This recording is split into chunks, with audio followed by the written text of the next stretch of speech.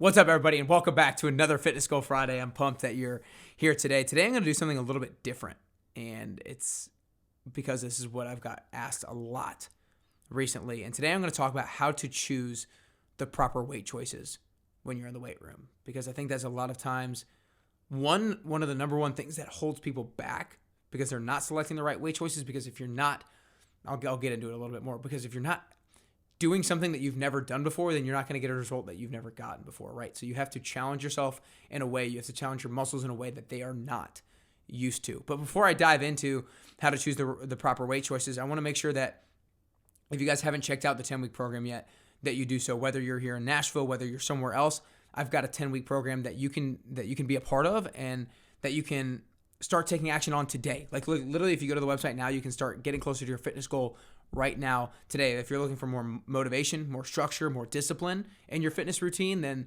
this 10-week program is for you. I've been doing it now with over 100 people, close to 150 now, I think.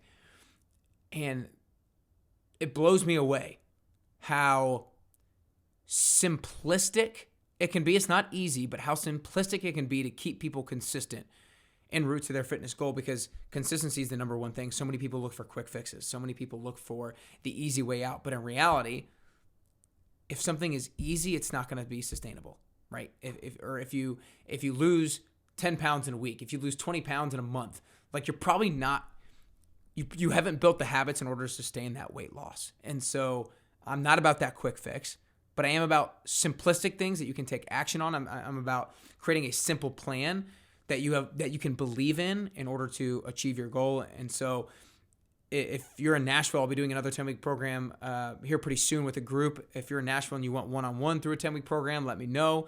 If you are not in Nashville, I can definitely coach you as well. That's one of my favorite ways to do it, actually, is through people who are in different cities, because I can send you your workouts, and the workouts are going to be tailored to you, your specific goal, what equipment that you have available to you, and then we'll hop on a Zoom call one time every single week so I can hold you accountable and see how things are going. We'll monitor your progress. If things are working great, we'll continue with our strategy. If we need to tweak it a little bit, we'll tweak it a little bit. But again, nickcarrier.com/10-week programs to learn more. nickcarrier.com/10-week programs to learn more.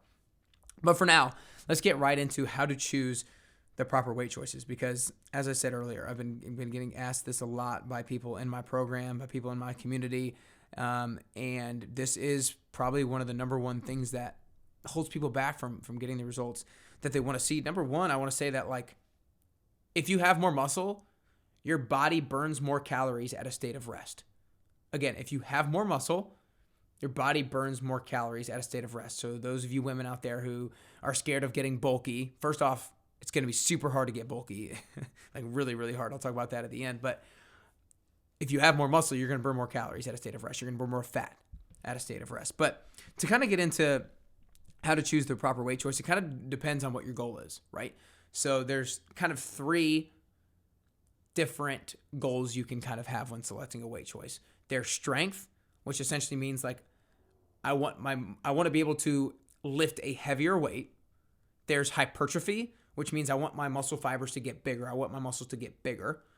And then there's endurance, which essentially means I want my muscles to be able to produce force over a longer period of time. And so you want to select weight choices based off of those three things. And we'll start with strength. Everybody has a little bit, it's not as clear and cookie cutter as the rep counts that I'm about to get, but this is a general rule. So like if you're under 8 reps, that's kind of training strength. If you're somewhere in between maybe 8 to 12 or 8 to 15 reps, that's more hypertrophy. And if you're 15 reps or above, that's when you're training more muscular endurance. So you want to choose a weight choice based off of those reps. However, you want to make sure that you are failing or very close to failing within that rep count range to get the benefits. So for example, like let's say I'm doing dumbbell bench press, and I grab a set of 30 pounds and I knock out 6 reps, and I'm think like, that was good for strength. That's going to build a strength. Maybe, but if I could have done 6 more reps, then no, it's not going to build strength, right? So like you want to select a weight choice that if you want to build strength, that you will fail at under 8 reps. And like, even sometimes you want to go 5 reps. Sometimes you want to go 4 reps. Sometimes you want to go 3 reps. Like depending on what you're working on, you want to pick a weight choice that allows you to fail under that 8 rep count if you want to get stronger. Now let's talk about hypertrophy. I want to get bigger muscles. You want to pick a rep count, you want to pick a weight choice that allows you to fail within that 8 to 12, that 8 to 15 rep count range. So if I'm doing bicep curls and I select 15 pounds and I knock out 12 and I put them down, I'm like, great, my muscles are going to get bigger. If you could have done 4 more, then it's not going to work. It is not going to work. You have to pick a weight choice in which you're essentially failing at. Or like maybe sometimes you can do another rep. Maybe sometimes you can do another 2 reps, but you can't do another 3, right? Like I want you to make sure that you are failing within the rep range of the goal that you're trying to achieve. So again, if you're looking to get bigger muscles, hypertrophy, select a weight choice that allows you to fail within that 8 to 12 or 8 to 15 rep count range. And then lastly, again, muscular endurance. This is where endurance is literally being able to exert a certain amount of force at the beginning and then over a prolonged period of time. That's literally what muscular endurance means. That's like by definition. And so you need to be able to select a weight choice that you can do 15 plus reps with if you're looking to build muscular endurance. That one's probably a little bit more, you kind of understand that one. So that's kind of the biggest thing I wanted to really touch on in regards to that. A lot of times you can go based off of a 1 rep max for exercise. And the reason why I'm not touching all that much on that today is because I'm sure a lot of you don't know what your 1 rep max is for bench press. You don't know what your 1 rep max is for squats. You don't know what your 1 rep max is for bicep curls, for whatever exercise that you're doing. And so this is going to be the easiest way that you can start to apply this, especially if you're taking group classes or anything like that. This is going to be the easiest way for you to apply what weight choices that you should pick. And then kind of another thing to touch on that is you want to make sure you're sticking with good form. If you're looking to get stronger and you're trying to pick a weight choice that you can do 6 reps with, you don't want to be, if you're doing bicep curl, that's just an easy one to think about. If you are swinging the weights up for all 6 reps or for 3 of the reps, for 4 of the reps, you're not getting stronger. You're using body momentum, not strength, to get the weight up. And so almost every single exercise, you are using a percentage of strength to move the weight, and you're using a percentage of momentum to use the weight. And so we don't want to use momentum. Now, there are certain actually reasons where using a little bit of momentum are beneficial, but generally speaking, you want to make sure that you're not using momentum, because if you want to get stronger, you want to use your muscle to move the weight. You don't want to use momentum to use the weight. So again, bicep curl is the easiest way to think about it. Make sure you're not swinging the weights up. Keep your body still. Keep your core tight. Keep your upper body still. Keep your shoulders stacked on top of your hips. Don't rock back.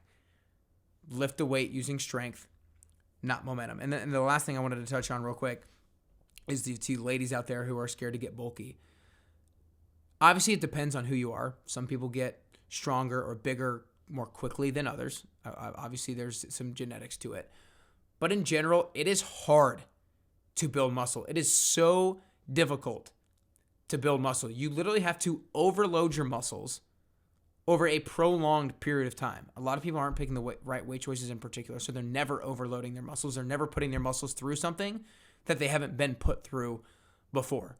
And that's essentially what you have to do. You have to put your muscles through something that they've never been put through before, and you can't just do it once. You can't just do it twice. You can't just do it 3 times. You can't just do it for 1 or 2 weeks.